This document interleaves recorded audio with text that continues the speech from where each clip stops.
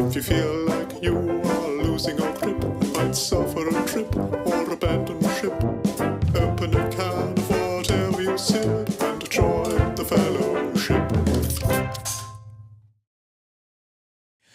Hi there and welcome to Can You Hear Me Now? New name for the podcast formerly called The Fellowship of the Ring Pool, but we still refer to those who join us as The Fellowship, and that's exactly what it is. Bunch of like-minded people who care about music, music technology, and stuff that matters within the industry, careers, and whilst you may see regulars appear on this, everyone is welcome. And we always have a few themes here every week. So this week is a show and tell. If any of you are waiting in the waiting room to come on to the Google Meet, go and grab something connected to our lives as music makers, something with a story, and tell us all about it. I've got 3 things to show you today, one of which is super cool. I haven't even told the chaps at the back there about it.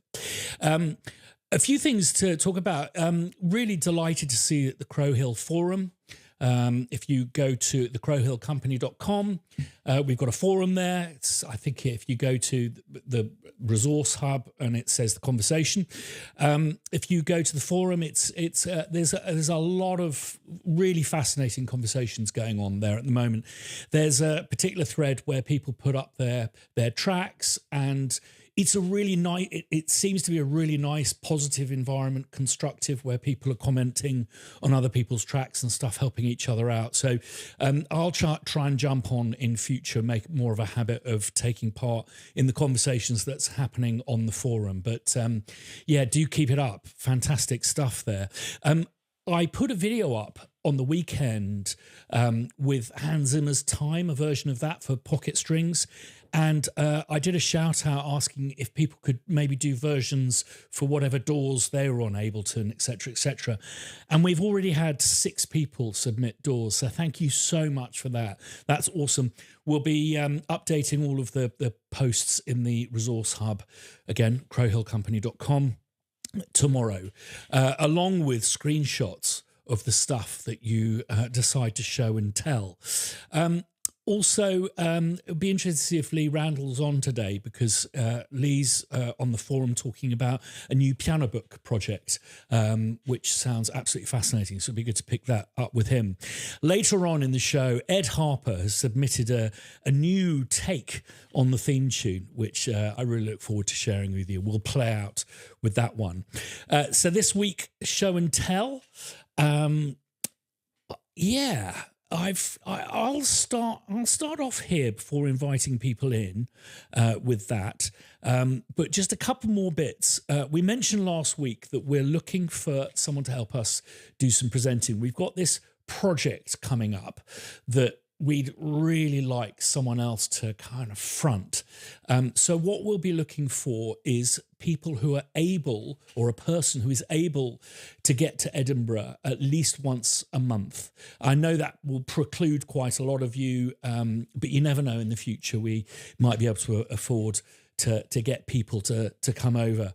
We're currently looking at properties for Crow Hill, Crow Hall almost, which we'll keep you posted on, which will mean that there is more of a destination to come to.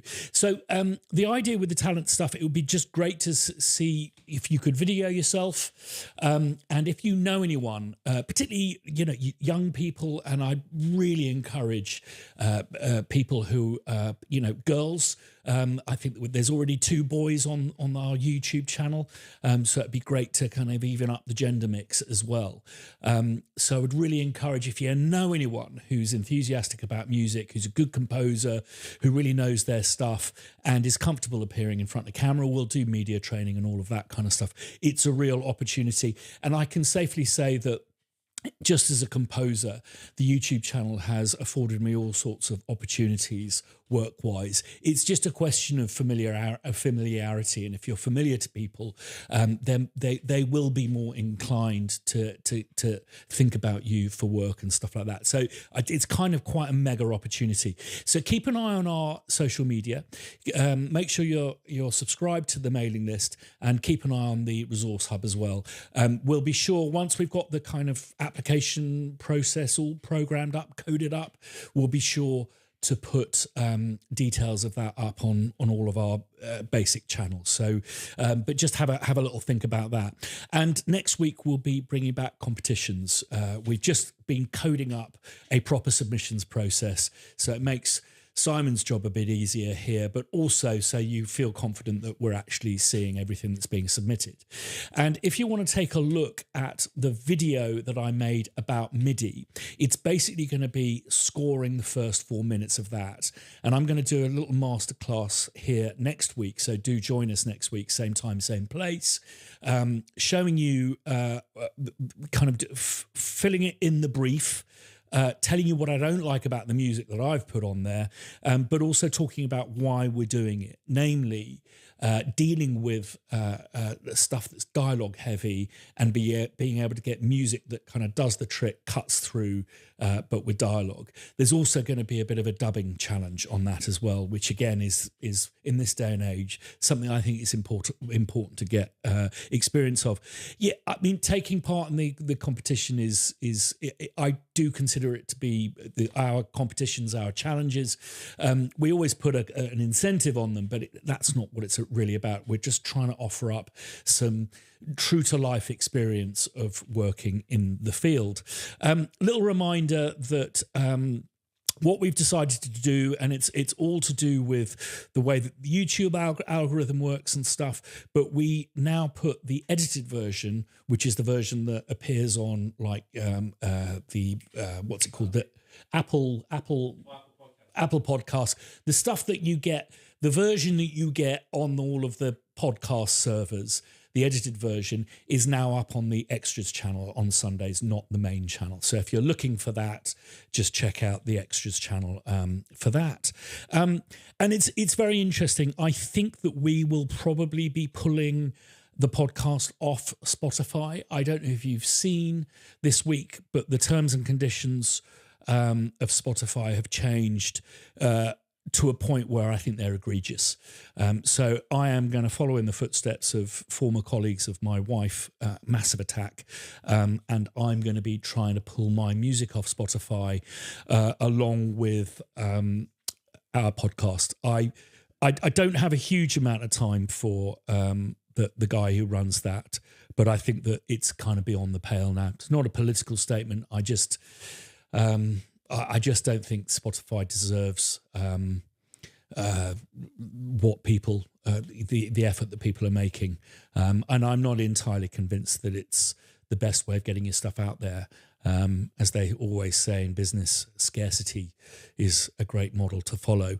But it'd be interesting if you guys want to talk about Spotify and whether it is something that you rely on wholeheartedly, and feel that if it wasn't for Spotify, you wouldn't be able to get your stuff out there. And how do you feel about these new terms and conditions? Have you heard about them? And the fact that they state that they want basically us to offer them a perpetual license to use our material in all forms of technology, invented and yet to be invented. It strikes me as a little bit loosey-goosey there. Right, before I invite people in, so Spotify, that's one question. I'm just going to talk about my first show and tell, which is this, which is when I was still on friendly terms. That's a subject for another day. It's still on friendly terms with Abbey Road. They got me a copy of this. And this is a direct photocopy, direct from the original, which is the track sheet for the theme to Rosemary's Baby. And this is the session that featured Mia Farrow. really fascinating to look at how things were done back in the day. So this is 21st of May, 1968. The session, I wonder if Mia Farrow had other commitments, because the session is really early. It's booked from 7 till 10, but the actual session took a little bit longer. It took from 7 to 12:15 plus half an hour setting up time. It was recorded on 4-track. And what it seemed was that the first 5 takes they did were instrumentals. They were probably kind of rehearsing up the band for that, of which take 4 was the best one for the instrumental version. But because it was a 4-track, I think that the instrumental version is probably a different recording to the version that you hear on the film. And what is interesting from that is they went up to take 29, and Mia's best take from start to finish was take 7, but takes 15, 20, 25 and 28 were suggested for an edit. So they were comping all the way back in the days of 4-track. 4-track stereo with a mono fold down. And the reason why Abbey Road got me a copy of this was I did an homage to Rosemary's Baby for a film called Triangle. And that's how I met and started working with my wife, Dot Allison. And so I gave her a copy of this for our 10th wedding anniversary. So that's my story on that. Before we invite people in, is there a question? There is a question. Yeah. This week it is, what artist or album on first listening to you didn't like, which now you do like? Okay. This is really embarrassing. Oh, it's going to cause a chuckle. But I thought Kid A by Radiohead was a joke. I thought they did it as a joke album, as a trick. You have to remember back in the day, I think the album before was OK Computer. So I was expecting OK Computer 2 or OK Printer, OK Scanner. And Kid A, was this kind of laptop music. And I actually remember down at the pub having a raging argument with people saying, I think they did it as a joke. I think that they're in some kind of dispute with their record company and they farted out this piece of shit just to get through their allotment of how many albums they were meant to deliver. No offense, Philip, good friend now. And I now think it's absolutely wonderful. And what I would do for that piano sound, I'd love to know, actually, if anyone knows where that piano sound is from on that first track with Tom York singing over the top. Absolutely brilliant. But yeah, I just thought it was a piece of shit. Thanks, Allan, for that question. Shall we invite people in? I can give you mine if you want. Oh, yeah. So what's yours, Allan? So you know that I'm a massive Michael Brecker fan. Yes. As a saxophone player, to me, Brecker is it. And it's one of his albums. It's called 2 Blocks from the Edge. So I loved the Brecker Brothers and I was listening to a lot of it. And I think the problem was the Brecker Brothers is very funk, orientated. Yeah. And 2 Blocks from the Edge is not. It's very straight ahead, hardcore kind of jazz. Listened to the very first time, the first track on it called Madame Toulouse, could not get my head around it, just didn't understand it. The playing was like monstrous, but just couldn't get my head. And then a couple of years later, I just went back to it, listened to it again, and just fell in love with it. It's now one of my absolute favourite albums. And I don't know if it was just me maturing as a musician and starting to kind of understand the language that he was using and what he was doing with it. But yeah, that's mine. It's again, for a saxophone player to say that one of the albums that he didn't like was actually one of his heroes. Yeah. So that's mine. Thank you for that, Allan. So inviting people in now, and if you haven't taken part in the conversation, I really do encourage you to just jump on the Google Meet, mute your microphone, and just stick your hand up if you've got anything to contribute to say. I've been told not to ask people how they're doing because we then get people going, yeah, I'm fine. Yeah, I had a nice fried egg sandwich today. So I'm going to just say, let's cut to the chase. Show and tell. Has anyone got anything with them to show and to tell. Stick your hands up if you do. Whilst I'm waiting for our contributors, our fellowship, to stick their hands up, Allan, do you want to tell me about this thing? So what I'm doing is holding up a massive book that on it says Jurassic Park, John Williams, and I'm just going to describe it. As you look through it, it's actually, I don't know if it's photocopies or what method they used, but it's actually the full score to Jurassic Park. And what's surprising about it is it's all handwritten. So do you want to tell us about this, Allan? So that is the score to the film. It's entirely handwritten. So Christian's showing you now. It should be a lot bigger. Like I got it printed out on A3, and it should be on a much bigger score paper. And it's quite apt because for those that are watching on YouTube, you'll see that we're playing Jurassic Park on the little TV off to the back. But that's the score of the film. So what's quite interesting about it is John Williams doesn't orchestrate his films. He doesn't have time to do it. So John Williams will write on 6-day manuscript paper and then give it to his orchestrators.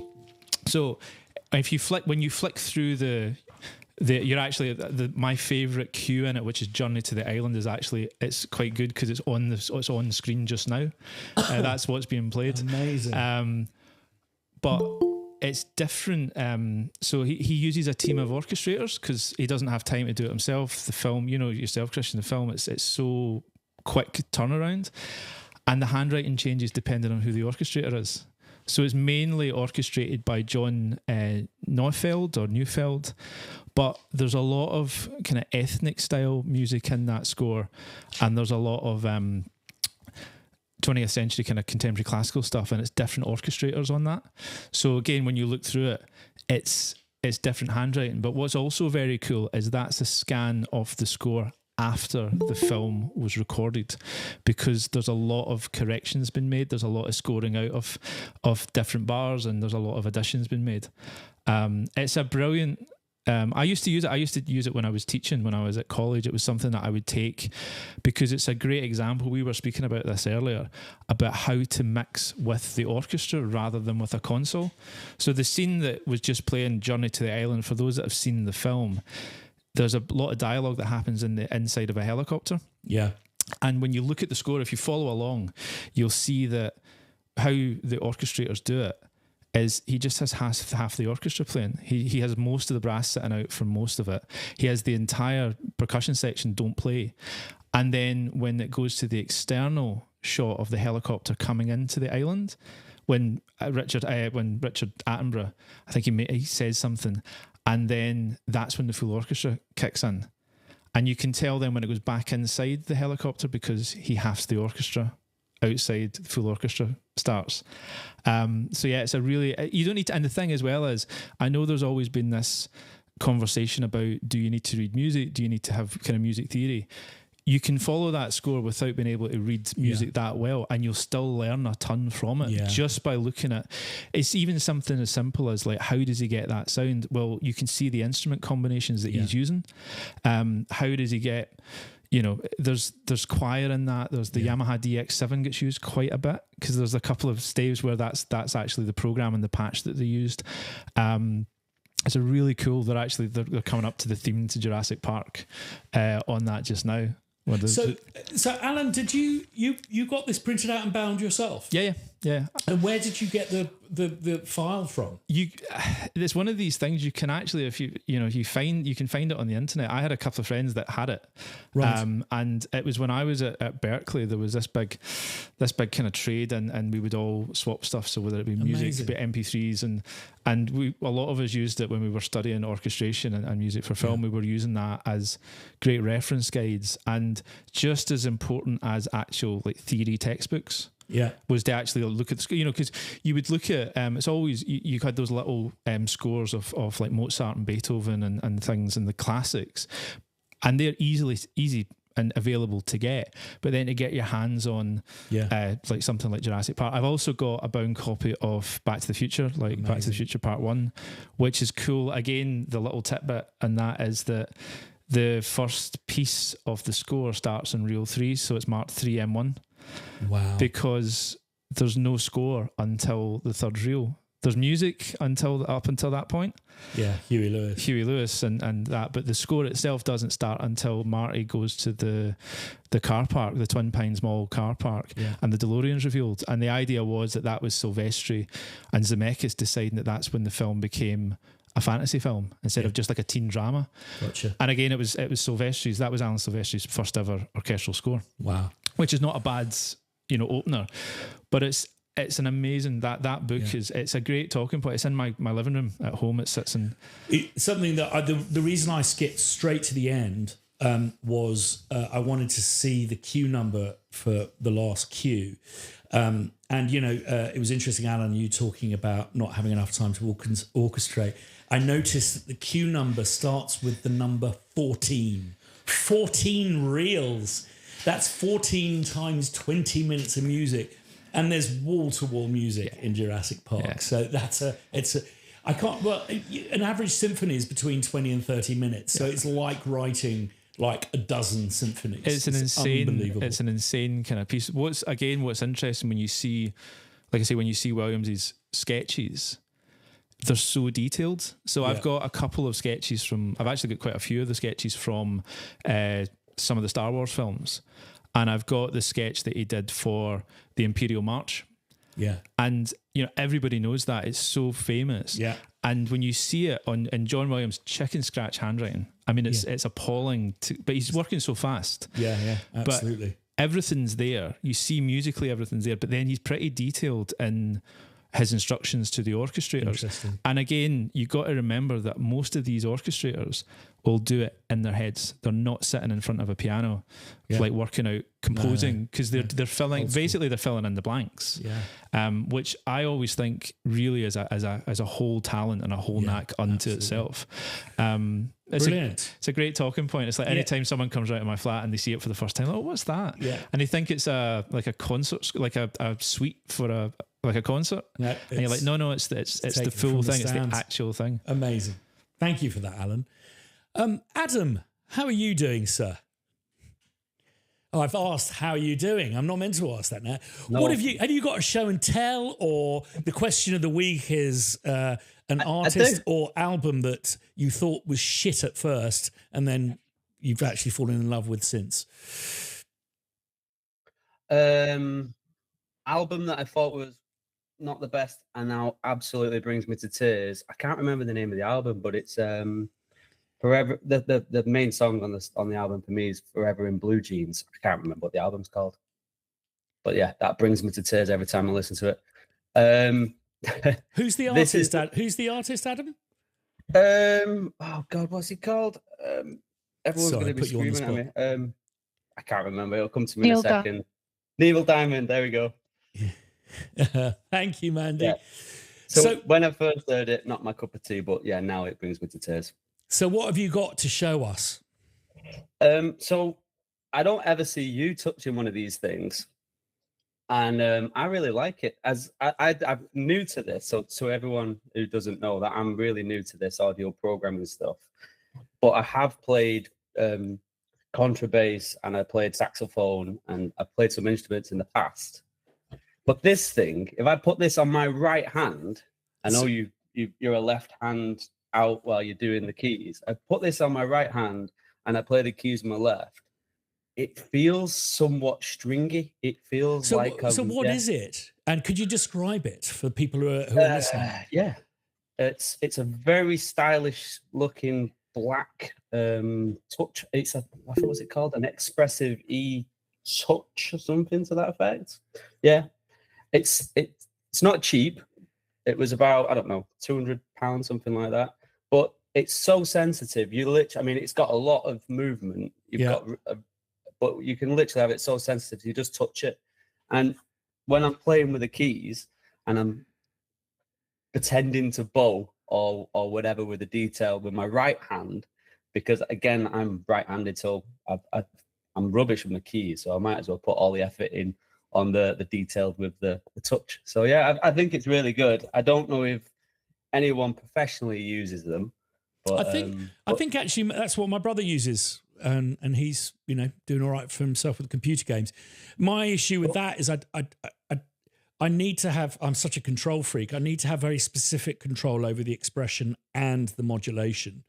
I still think that the orchestral controller, I think someone will clean up once they just do the definitive one. I tried to persuade Focusrite to do one because the technology behind it it's just proprietary, very simple. But Lee, I mentioned you in my opening waffle, but we see on the forum that you're making a piano book library. Do you mind talking to us about that a little bit?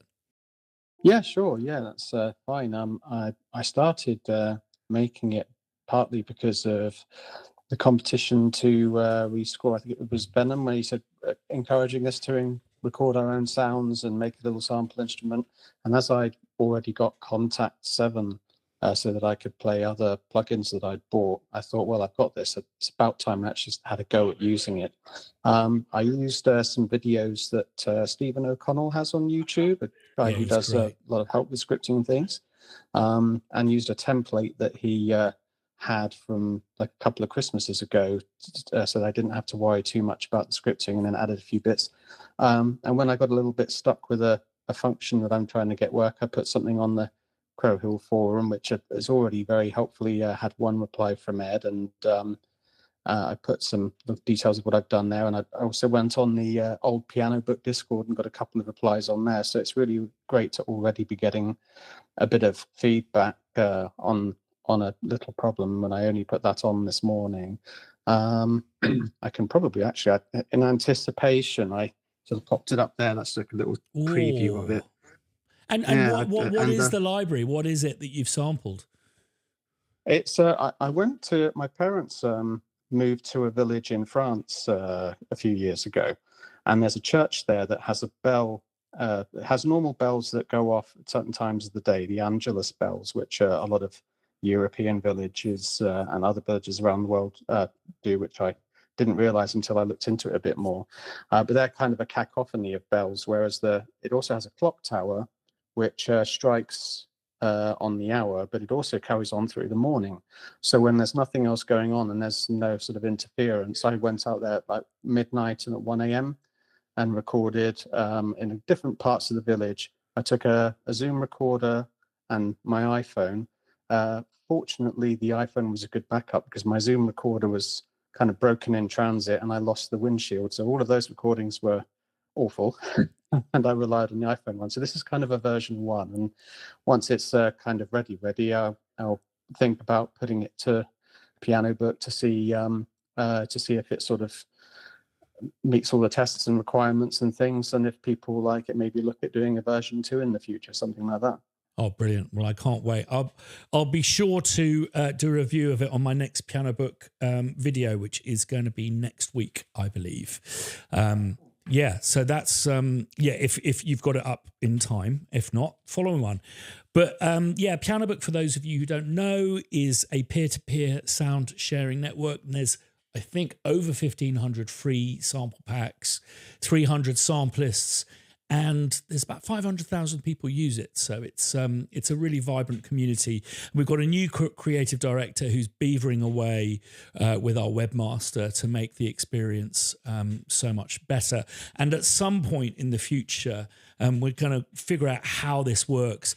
We're going to try and make it so people can monetize their once they kind of get to a certain level, they can monetize things, because I think it could be a really useful way of subsidizing our music making by sharing the sounds that we make. I have been doing some sampling today. I have been pointing speakers inside a piano and putting all sorts of things into a piano with a I found a use for a banjo at long last. Actually, sorry, that's not that's not a nice thing to say. But banjos are very heavy, so I managed to use the banjo as the thing that kept the sustain pedal of the piano down. I can see David is furious and is reaching for his banjo in the background there. So thank you very much for that, Lee. Just keeping it. Oh, look, there's David with his banjo. They are incredible instruments, aren't they, David? Because is it a snare drum with strings over the top? I don't know. I'm ashamed that people know I have one in my possession. If that's no, I have the cheater's banjo, the 6-string version. But you know the resonator guitars, dobros, and they're apparently based off the banjo idea of a drum inside the instrument. But Rhiannon Giddens is an interesting artist to look up. She's playing the fretless banjo, and it has it seems to be more based on the original African iteration of it. So there's probably a bit more history than we're aware of. But in Irish music, we have this way of, talk about cultural appropriation. We have instrument appropriation. They have an instrument they call the Irish bouzouki, which we all know is a Greek instrument, but it's a flat back bouzouki because the Irish guys playing in the pubs couldn't keep it under their groin. It was slipping, the bowback bouzouki. But mandolas and banjos, I don't know when they came into traditional Irish music and Scottish music. But the tenor banjo, a jazz guitarist friend of mine said, you never hear a sad song on the banjo. I love that. So is that my show and tell for the day? Thank you for your show and tell. We are actually, I think that, as you may or may not know, that Theo, who's fellow composer who works at Crow Hill, he's a fantastic guitarist, and he's persuaded me to get a fretless banjo for some projects that we're coming up with very soon, which would be fun. I think that basically, as music makers, we have profoundly powerful filters. I'm sure a lot of us listen to music with lyrics and will be can listen to a track 20 times and would not be able to recite a single lyric from that music because we're totally focused into other areas of the music. And I think so often it is about taking a step back or finding another route in. I never used to like The Cure, and I saw a YouTube with, I'm going to embarrass myself with not remembering the name of the guy, the main guy, Robert Smith, talking about the way he does his music. And I just started listening and getting into his embroidery and through into his really fine stitching and listening to the tuning of his guitars and really focusing on that, going, actually what he's doing is microtonal tuning of his guitars and layering up these tapestries. And I just kind of got into The Cure in a completely different way by kind of listening to it differently. And I don't know if that touches a note with anyone. It's like, it's kind of, okay, don't listen to it this way, listen to it that way. So there's bands also like Talk who are fucking incredible, but a lot of people can't get past the vocals, the sound of the vocals. And I think that it's just finding those ways in. I never really liked the song Wichita Lineman until I understood what the lyrics were about. And then I would say it's my favorite song of all time. I just find it's just so unbelievably haunting. And that's what it's kind of about, really. But it's I guess that's what they call a hook, isn't it? It's the thing that kind of hooks you in. Adam, back to you. Sorry, well and truly, I get caught up in your little talks. I'm trying to like Sebastian Bach, Johann Sebastian, and I cannot find anything to really. I really like. Is it The New World by Anton Dvorak? Yeah. Sorry, I don't mean to correct you. Yeah, that's right. And I love my classical music, and I'm hearing all these people tell me, like, listen to Bach, is the choruses, the melodies, counter melodies, everything. Everyone's saying, listen to it. And the more I listen to it, the more I'm like, I just don't get it. I really don't. There's nothing drawing me to it, but I'm carry on listening to it, just like I carry on listening to technical metal. I think it's good to listen to things that you don't particularly like, but your mind wanders. It's like washing the pots. It's like you're doing something that you're not quite enjoying, but you come up with ideas while listening to that sort of stuff. It's like really early gritty blues with just the worst recording ever. Before you know it, you're sticking your own melodies to what they're singing about. And so, yeah, I think listening to music that you don't like is an actual, like, a job as any musician should be doing. They should be listening to stuff they don't like, including rap. I like rap, but anything you don't like, you should force yourself to pick out what you can steal. I know totally where you're coming from with the likes of Bach. I'm not a massive fan of the classical era, and I know that Bach is kind of late Baroque, early classical, I think. I much prefer the kind of romantics and 20th centuries and the new the first wave of neoclassicists like the Russians and stuff like that. But I think something that's really worth doing with Bach is to just pull one of his chorales off the internet and program it, because he's like the Shakespeare of harmony. You know, he figured it out, and the elegance of the way he harmonizes stuff is pretty insane.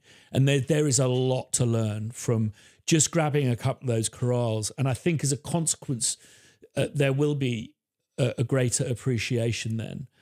Another thing is, you know, where the classical era is concerned, is I think one of the greatest films of all time, absolutely the greatest film about making music. And it's a total fiction, but I would really recommend, if you haven't seen it, Adam, watching Amadeus. It's just... you have got a fucking treat in store with that. And what's really lovely about it is it's really clever. Is they shot the score first, and it's all Mozart, and it's beautifully conducted and performed, conducted I think by Neville Marriner. And because they were in these chalk wigs because of the era, what they did is they stuck headphones in. So there's these huge swathes of Mozart. And this guy Salieri writing his pieces and explaining what he's kind of doing, but it's totally in sync with music. It initially came from a stage play done at the Olivier, where the orchestra was actually on stage, and they recently revisited it. But yeah, Amadeus is again, it's one of those things of it will give you the route in, and also, by golly, if they picked the good tracks by Mozart, it's like, oh yeah, these are the good ones. And just every once in a while, I don't know, Classic FM, which for people who aren't from Britain, Classic FM's like it's a commercial radio station, so they play like 4 minutes of classical bits. They don't play entire pieces. But every once in a while, there'll be a bit of classical music on. And when I say classical, I mean from the classical era. And I'm like, oh, that's not my cup of tea. And you'll just go, but fuck me, that melody's good.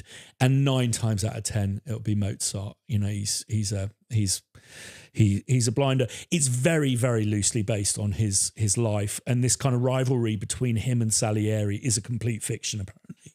But if you haven't watched that, I think that's a great draw into the classical era. That's something I would really recommend. But yeah, then like there are some amazing pieces from the like late Baroque, which there's one, Monteverdi's Vespers, is just, there's something about the insistence, the way that it just stays on on the tonic for so long, that again is just it's that thing of it just like you talking about. It's a brilliant comparison, Adam, talking about listening to those old recordings of blues music, listening to Baroque music that is played in a certain way where there's no vibrato and there's that bloody scratchy little harpsichord playing. I think it's about finding those hooks in, and then suddenly it's almost like training your ears to hear that inner complexity. I hope I'm not being patronizing talking about it, because I just kind of cherry pick from stuff. But that's just in my own experience, the stuff that you've mentioned, that's how I've certainly got to enjoy it a bit more. But yeah, just getting a Bach chorale off, and they're very, very simple, and they're always pretty much strictly 4-part harmony. So if you just pull them off the internet and arrange them in your door, it's like, oh, that's so cool the way he's. I have a feeling it's going to be a Vangelis version of Bach coming out of my door. No, but I mean, these chorales are just designed for vocals, but you can play them on the piano. But I think that Bach harmony is what you learn in conservatoires and stuff, and it's kind of what's brilliant about it is you just go, oh, that's genius, but it's genius and it's totally understandable, but it's like, oh, right, okay, it's this, the contrary motion, the top two parts, and how he keeps these middle parts as still as humanly possible. Right, it's show and tell time. I'm sorry, this is so cool. Right, I'm opening a bit of plastic. I've never actually taken this out. Okay, and I'm holding up what is a blanking panel. So is it that one there? I'm going to bring it close to the thing. I don't know if it'll focus, but basically, I made a video several years ago about how everyone has a Strymon Blue Sky pedal. And I was creating a little box of treats called the Fuck Box. And I didn't want the Strymon pedal to be on it because it just looked like I was like, just one of the, I just wanted to be different. I wanted people to see, because I was taking my Fuck Box on the train with me, doing twiddly bobs whilst travelling up and down to London on this. It was a police procedural TV show I was doing.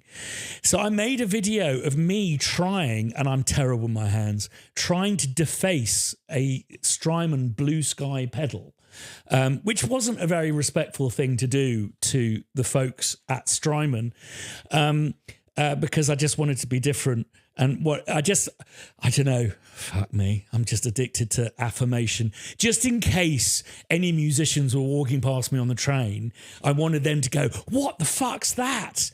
But it turns out that the process they used to decorate their Strymon pedals, it was completely impenetrable. So I wasn't able to deface it. A week later, this arrived from Strymon. And if I show you here, it says Fuckbox on it. So the guys at Strymon made me a blank plate for my Blue Sky called Fuckbox, which I got very excited about until the guy who made it for me got in touch and said, whatever you do, if I've been threatened with the sack or by being fired if this appears on your YouTube channel, because it's not on brand.